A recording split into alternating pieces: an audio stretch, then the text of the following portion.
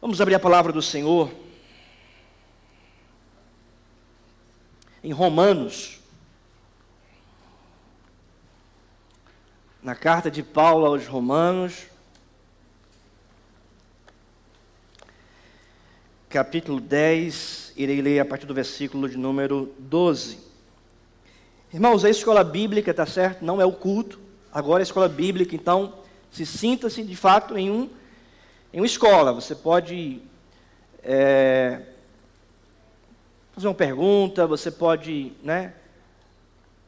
ficar à vontade para escrever, tá? Se sinta mesmo em um momento onde você pode aprender e tirar suas dúvidas. A gente vai separar um momento no final, justamente para a gente conversar, tirar as dúvidas e ter o feedback dos irmãos e poder então responder as perguntas dos irmãos nesse momento.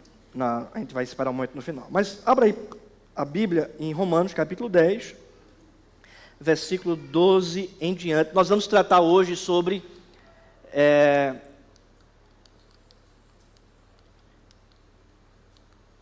sobre da fé salvadora e do arrependimento para a vida. Pessoal do apoio, seria possível a gente apagar essas luzes aqui, a branca, só para enxergar melhor o slide? Eu acho que seria... Alguém do apoio aí? Entregar a cesta básica. Então, Tiago, ajuda aí a gente. Acho que as brancas, né? Essas brancas do meio e dessas aqui. Né? Isso. Então, nós vamos tratar acerca da fé salvadora e do arrependimento para a vida. Ano passado, nós paramos na vocação eficaz. E se você tiver com a sua confissão, e você também pode, irmãos, depois baixar gratuitamente, tá certo? A confissão de fé na internet. Na confissão, nós paramos na vocação eficaz, onde nós tratamos ano passado sobre a chamada do Espírito Santo. E se a gente for seguir a sequência, você vai ver, tem um capítulo que trata da justificação, adoção, santificação, fé salvadora, que nós não vimos. E depois, então, arrependimento para a vida. Então, nós vamos pular justificação, adoção, santificação, e vamos logo para fé salvadora e arrependimento para a vida. Porque fé salvadora e arrependimento para a vida é a sequência lógica após a vocação eficaz. E depois a gente retorna para ver justificação, adoção e santificação, tá certo? Então, eu vou explicar um pouco melhor isso mais à frente, porque a ordem que a confissão coloca é diferente da ordem da sequência da salvação. Certo? Então, antes da gente ir para o texto da confissão, vamos para a palavra. Veja o que diz aí Romanos, capítulo número 10, versículo de número 12. Vamos ler juntos? Pois não há distinção entre judeus e grego, uma vez que o mesmo é o Senhor de todos, rico para com todos os que invocam. Porque, vamos lá? Todo aquele que invocar o nome do Senhor será salvo. Como, porém, invocarão aquele a quem não creram? E como crerão naquele de quem nada ouviram? E como ouvirão se não há quem pregue? E como pregarão se não forem enviados? Como está escrito, quão formosos são os pés dos que anunciam coisas boas. Vamos orar? Pai querido, Pai amado, nós lemos a Tua palavra, queremos, ó Deus, nesse momento estudá-la. Ilumina nossa mente para entender, como também para praticar. Traz sossego para nossa alma, paz e esperança através do estudo bíblico. Que jovens, adolescentes, homens e mulheres, todos nós aqui, Pai, sejamos instruídos pela sã doutrina, pela palavra do Senhor. Que essa escola bíblica dominical, de fato, cumpra o seu papel de anunciar um estudo sistemático da Tua palavra, a fim de que toda igreja seja edificada na Tua palavra, na doutrina dos apóstolos, na revelação do Senhor. Nós pedimos isso em nome do Senhor Jesus. Amém. Um dos temas aqui, irmãos, principais apresentados por Paulo, em Romanos 10, especificamente no versículo 14, é o tema da fé. Porque o texto diz, como invocarão aquele a quem não creram? Como invocarão? Ele fala sobre isso porque há necessidade de invocar o nome do Senhor para ser salvo, conforme está descrito no versículo anterior. Todo aquele que invocar o nome do Senhor será salvo. E note que o apóstolo Paulo, no versículo 13, de fato, está citando o livro de Joel, capítulo 2, versículo 32. Foi Joel que disse isso. Aquele que invocar o nome do Senhor será salvo. Fazendo assim uma sintonia para a unidade dos testamentos, Antigo e Novo Testamento, promovendo então um único modelo de salvação, de invocar o nome de Deus. Não é de obras, é de salvação. Então, aquela história que afirmam no Antigo Testamento o povo é salvo pela lei ou pelas obras e no Novo é pela graça, é uma história equivocada do ponto de vista bíblico, porque o profeta Joel, citado por Paulo aqui, no capítulo 10, versículo 13, já está afirmando que a salvação é por meio daquele que invoca o nome do Senhor. E essa invocação que parte da fé, porque mais adiante você vai perceber no versículo 14, como invocarão aquele em quem não creram. Ou seja, a salvação, tanto no Antigo como no Novo Testamento, é unicamente por meio daquele que invoca o Senhor, isto é, por meio daquele que crê e invoca o Senhor. Amém, irmãos? Então, os testamentos estão em sintonia para apresentar um único princípio de salvação, que é por meio da fé, crendo no Senhor. E é o tema do estudo de hoje, a fé salvadora. E também do arrependimento para a vida, porque perceba mais adiante, como invocarão aquele a quem não creram, e como crerão naquele de quem nada ouviram, e como ouvirão se não há quem pregue. Então a gente tem um modelo aqui para a pessoa conhecer a Deus e invocar a Deus. É pregação. Como vão crer se não ouviram? Como vão ouvir se não tem ninguém que pregue? Então, pregação, pecador ouve, compreende, crê e invoca. Ele crê e invoca. É por isso que no versículo 9, diz: se com tua boca confessares Jesus como Senhor, e em teu coração creres em Deus, o ressuscitou dentre os mortos, serás salvo. Ou seja, invocar, confessar e fé, crer. São duas verdades que caminham juntas, tá? Então, pregação, ouvir a verdade, crer na verdade e invocar a verdade. Então, a gente tem aqui esse processo para a conversão. E esse processo acontece com o fundamento da missão, porque no versículo 15 diz: e como pregarão se não forem enviados? Como está escrito, quão formosos são os pés dos que anunciam as coisas boas, ou as boas novas. Então nós temos a missão de ir e pregar a palavra, para que as pessoas conheçam, creiam e invoquem o nome do Senhor. O arrependimento faz parte desse processo. Abra sua Bíblia em Atos, capítulo número 2. Volte aí algumas páginas.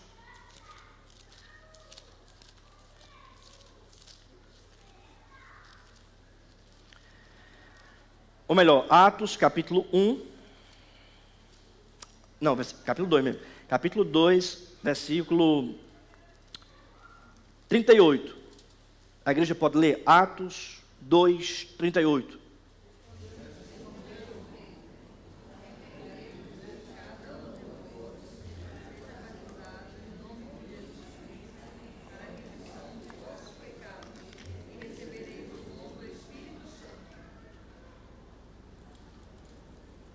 Qual é a exigência aí? Arrependei-vos. Arrependei-vos. O arrependimento para a vida. O arrependimento para a vida. Então, o arrependimento faz parte desse processo. Então, nós vamos tratar acerca desses dois conceitos: fé salvadora e arrependimento para a vida. Qual o lugar da conversão? Na Ordo Salutis. Esse é um termo para descrever a ordem da salvação. Qual o lugar da conversão na ordem da salvação? O que vem primeiro? Né? Qual a relação entre regeneração e conversão? Primeiro, tem que entender o que é conversão. E o que é regeneração? Qual a relação desses dois conceitos? Terceiro, fé e arrependimento podem existir separadamente? Alguém pode ter fé e não se arrepender? Alguém pode se arrepender, mas não tem fé? Quais as 3 faculdades da alma humana? Tem nada a ver com psicologia, com psiquiatria, nada disso. Tem a ver com o entendimento do ser do homem em relação à salvação e como esses termos se aplicam à salvação. Quinto, quais as 2 fases ou partes da conversão? Essas perguntas serão respondidas no texto, no estudo. E diante do texto de Romanos e de Atos, nós vamos entender o que a nossa confissão de fé fala sobre a fé salvadora. Primeira sessão.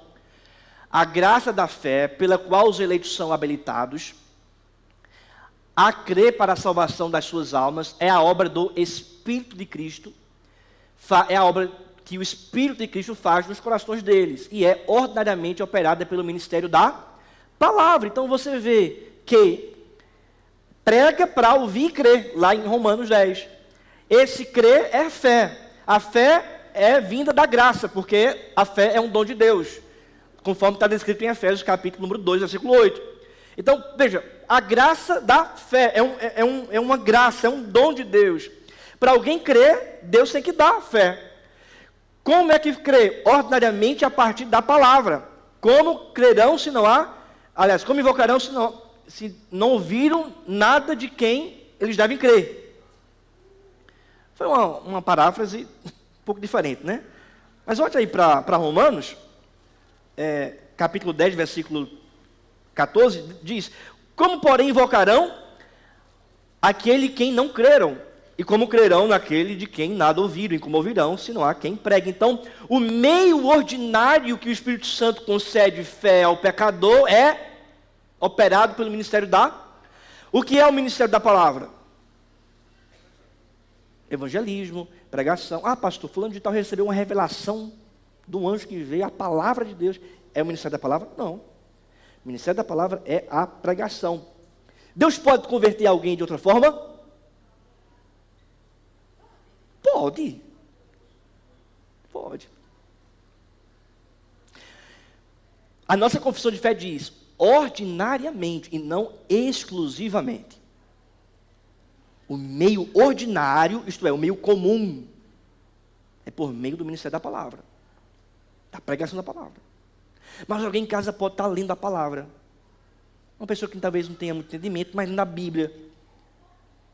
E aí, Deus converteu o coração dela. Ou alguém está no carro, ouvindo um louvor, conectado lá no aplicativo do carro, no Spotify, seja onde for, ouvindo louvor que é um cântico bíblico, que fala do Evangelho. E o Espírito Santo tocar o coração. Isso pode acontecer. Entretanto, irmãos, não são meios ordinários. Os meios ordinários, aliás, o meio ordinário é o ministério da palavra, a pregação. O sonho também, né? A gente estava na EBD da igreja de Garanhuns. Sim. E o pastor, que é evangelista de outra região lá, região que a igreja é muito perseguida. Aí o pastor Stuart falando que nessa ação evangelística deles, tinha muitas pessoas desse local que a igreja não conseguia ir, tendo revelações, Jesus indo em sonhos, dizendo: ó, eu sou o Senhor Salvador da sua vida, vá em tal lugar que lá eles vão acolher. E Veja, realmente acontecia. exatamente, Deus não é limitado a nada. Agora, nós temos que ter cuidado, porque tem muita gente que diz assim, tem uma visão, tem um sonho, mas não é de Deus. Não é? Deus pode fazer? Pode. Né? Principalmente em contextos missionários, pode. Mas o meio ordinário é o quê? É o ministério da palavra. E veja, por esse ministério, bem como pela administração dos sacramentos e pela oração, ela é aumentada e fortalecida. Por meio dos sacramentos, essa fé é fortalecida. Vamos mais adiante. Por essa fé, o cristão, segundo a autoridade do mesmo Deus que fala em sua palavra, crer ser verdade tudo quanto nele é revelado. Ou seja, é uma fé que crê nessa revelação de Deus, na palavra de Deus. e então o pecador ele é abençoado, veja, e age de conformidade com aquilo que cada passagem contém em particular, prestando obediência, mandamentos, tremendo às ameaças e abraçando as promessas de Deus.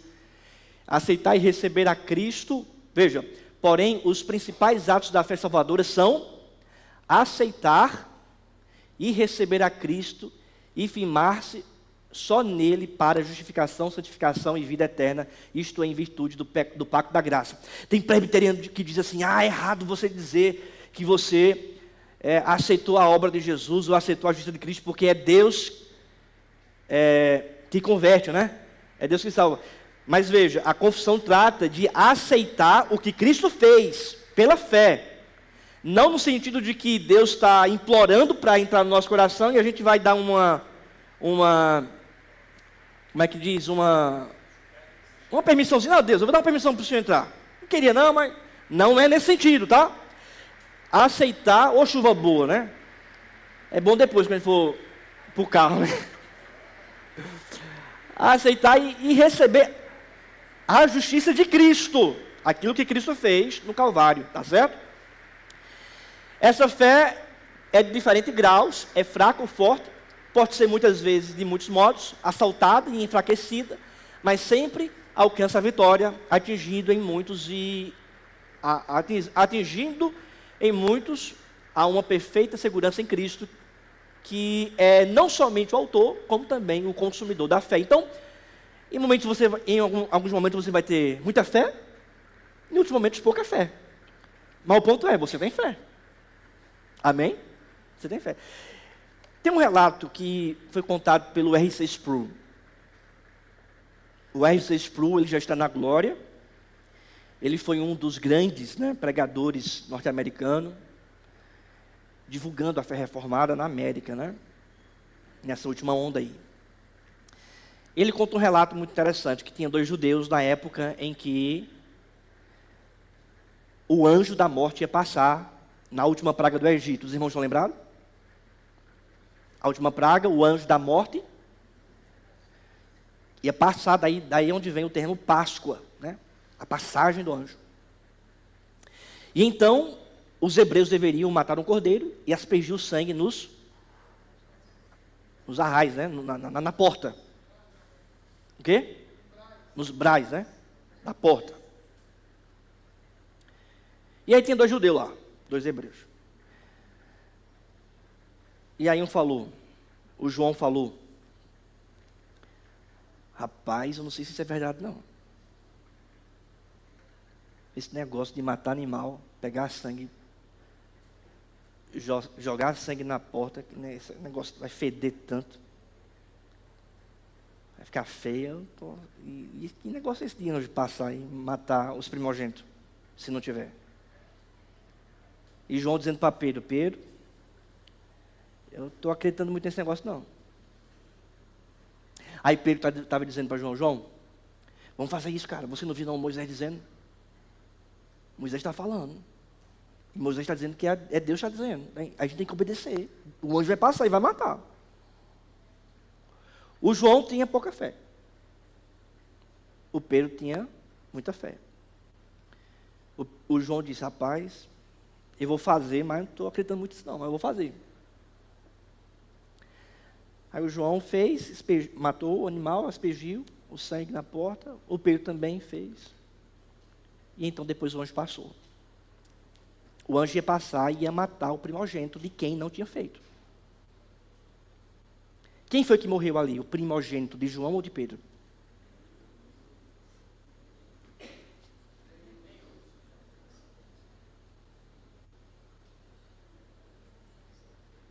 Nenhum. Perfeito. Por quê? Mas João não tinha pouca fé?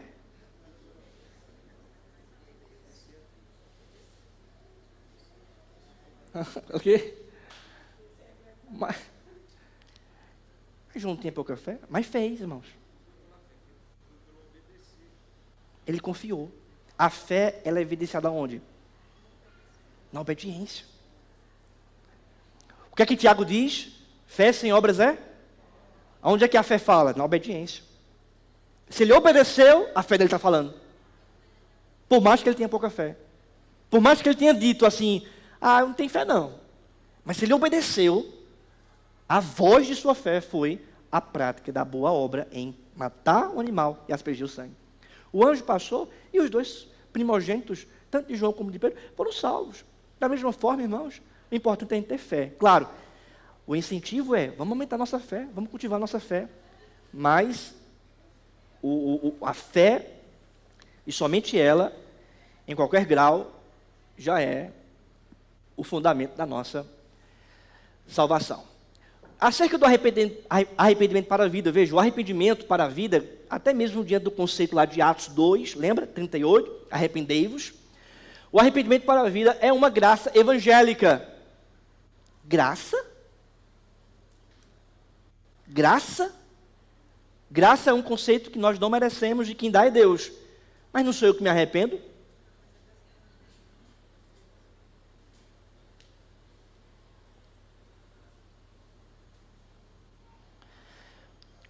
Cuja doutrina deve ser tão pregada por todo ministro do Evangelho como a da fé em Jesus Cristo. Eu já fui criticado, irmãos, porque eu pregava sobre isso. Arrependei-vos. Se você perceber, grande parte da minha pregação no final tem, se arrependa. Se arrependa.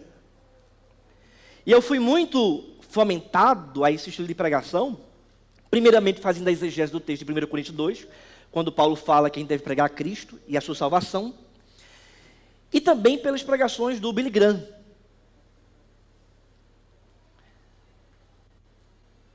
Aí é que os puritanos vão me criticar, né? Porque Billy Graham exigia arrependimento nas pregações nos finais. Irmãos, a confissão de fé presbiteriana, puritana, porque foi produzida pelos puritanos do século XVII, puritanos presbiterianos, congregacionais independentes e alguns batistas, veja, deve ser tão pregada por todo ministro do Evangelho como da fé em Jesus Cristo. Então, eu devo estar pregando também sempre o quê? Fé e o quê? E arrependimento. Pastor, já me converti. Sim, você já se converteu. Mas teve gente que não. E outra, tem pecados que você comete e precisa se arrepender deles. Porque a nossa vida cristã é uma escadinha, né? A gente vai crescendo, crescendo, crescendo. E cada vez que a gente cresce, a gente está se desprendendo de pecados, que a gente se arrepende e é então, por Deus e pela palavra, santificado. Quem está entendendo aqui, diga amém. Graças a Deus. Graças a Deus. Vamos lá. Movido pelo reconhecimento e sentimento. Reconhecimento e sentimento. Não pode ter sentimento. Tem gente que diz, né? É razão. Não pode ter razão, é sentimento. Eu não senti nada hoje no culto. Tem gente que diz, né? O povo fala assim, eu não gosto de doutrina não, porque doutrina divide, né? Doutrina é com a mente, mas tem que ter o quê? Reconhecimento. Não só do perigo, mas também da impureza e odiosidade do pecado, como contrários à santidade, natureza e justiça e justa lei de Deus. Aprendendo a misericórdia divina manifestada em Cristo. Ou seja, a entender e também sentir. Porque quando a gente entende, não tem como o Evangelho não causar afeições. Não tem como o Evangelho não derramar lágrimas ou tirar sorrisos de nós. Quando a gente compreende a mensagem mais importante do universo, isso mexe com o coração. Perceba, irmãos, ainda que não devemos confiar no arrependimento como sendo de algum modo, ainda que não devemos confiar no arrependimento como sendo de algum modo uma satisfação pelo pecado, ou em qualquer sentido a causa do perdão dele, o que é o ato da livre graça de Deus em Cristo. Contudo, ele é de tal modo necessário aos pecadores, que sem ele ninguém poderá esperar o perdão. O que é que a confissão está dizendo aqui? Que o arrependimento e a fé, eles não são a causa da salvação. Mas são o quê? O meio. Quando alguém diz assim, você é salvo por causa da sua fé, ou por causa do seu arrependimento, está certo ou errado?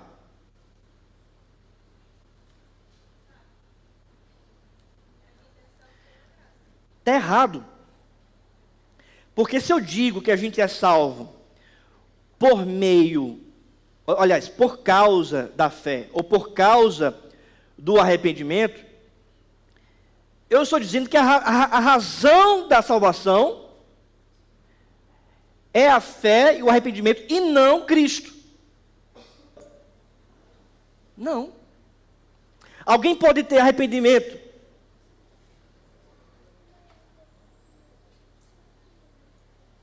aliás, alguém pode ter adoção ou justificação sem arrependimento? Não. É por isso que a ordem da salvação, na sequência, aliás, no índice ou na estrutura da confissão, ela não segue a sequência da salvação. Mas então por que a confissão colocou nessa sequência? Porque ela segue a sequência da graça, dos atos de Deus. Porque a vocação eficaz, quem é que faz? É somente Deus. A justificação, quem justifica? É somente Deus. Quem adota? Deus. Quem santifica? Deus. Agora, quando chega fé e arrependimento, Ele concede isso para que o homem faça. Entende? Então, a ordem da confissão está numa sequência lógica das ações de Deus e as ações do homem, relacionadas à graça que Deus dá para o homem realizar. Essa é a ordem da confissão. Mas não esquecendo da ordem da sequência lógica da salvação, que é vocação eficaz, chamado, depois arrependimento e fé, aí vem justificação, adoção e santificação. Os irmãos estão entendendo? Perceba, irmãos, então, que você tem a vocação eficaz e a conversão. A vocação eficaz é o Espírito Santo nos chamando para crer. E o que é conversão? Arrependimento e fé. Conversão é arrependimento e fé. Eu me arrependo, eu sei quem eu sou, peço perdão a Deus. E eu tenho que crer em alguém melhor que eu para ser salvo. Eu creio em Jesus.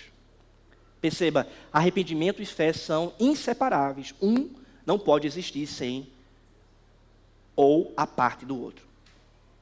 Não pode existir um fora do outro, longe do outro. A verdadeira conversão é completa. Ela envolve uma transformação completa do coração, mente ou personalidade. Veja, coração, mente ou personalidade. De um homem assim, assim como a lavazinha que é transformada numa linda borboleta, de igual modo o pecador se torna santo pela renovação da sua mente. Arrependimento e fé são dois aspectos dessa transformação completa da alma, que envolve aquilo ali, ó. Mente, coração e também a personalidade.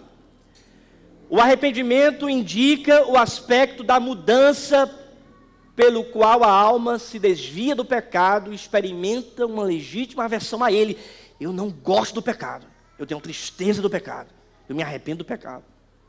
A fé indica o aspecto da mudança pelo qual a alma se volta para Cristo e experimenta o supremo apego por Ele. Eu amo a Cristo, eu desejo Cristo, eu recebo a justiça de Cristo. Ambas as fases dessa volta completa envolvem a personalidade em sua totalidade. Razão, afeições e vontade. Razões, afeições e vontade. Tem uma figura que dá para ilustrar bem isso aqui, ó. Você tem a razão ou conhecimento, as afeições, que são sentimentos, e a vontade. E tudo isso gira em torno de arrependimento e fé. Com arrependimento e fé, há uma mudança na razão, no conhecimento, há uma mudança no sentimento e há uma mudança também na vontade, que são os aspectos, os 6 aspectos, né, fatores da alma humana. É importante enfatizar sua conversão que não seja, aliás, é importante enfatizar que uma conversão que não seja completa não funcionará. É somente. Ah, é só a afeição. Não é? Ah, é só a vontade. Não, é uma questão completa. Certo? Completa. Para terminar, 3 implicações, irmãos. Muitas conversões ocorridas em momentos estereótipos, que não resistem ao teste do tempo. Esse é um exemplo bem conhecido, mas a razão muitas vezes passa desapercebida. É apenas emoção. Segundo, um dos perigos é uma igreja biblicamente ortodoxa, mas que é morta. Em uma igreja biblicamente ortodoxa, é que o conhecimento e a atividade pode se confundir com conversão genuína. Ah, eu só conheço, mas não é convertido, não tem afeição, não tem vontade. Ah, a minha teologia, a minha doutrina está certa. Eu sou salvo? Não. Porque a conversão, que é arrependimento e fé, passa pelos 3 aspectos da alma. O sentimento, a vontade e a razão. E por fim, irmãos, outra situação comum é aquela na qual pecadores possuem conhecimento adequado da lei e do evangelho de Deus, acompanhado de sentimentos profundos de contrição e convicção, e ainda assim nunca realmente saem da morte no pecado para a vida em Cristo. Podemos chamar isso de espectadores da religião. O cristianismo é para eles como um grande palco de teatro. Eles o conhecem e ficam profundamente emocionados com ele, mas nunca se tornam parte do drama. Isso não é conversão, e só leva a tristeza e morte. Para concluir, meus irmãos, a confissão fala de arrependimento e fé como graças. Porque quem dá fé é Deus, e quem dá arrependimento também é Deus. Paulo diz em 2 Timóteo 3, prega na expectativa que Deus conceda arrependimento. Atos 11, 18 fala também Deus concedendo arrependimento. Quando Deus regenera uma pessoa, Ele implanta a semente ou princípio de arrependimento e fé. É inadequado, portanto, pensar em arrependimento ou fé como simples atos momentâneos e passageiros. É por isso que eu prego fé e arrependimento. Amém.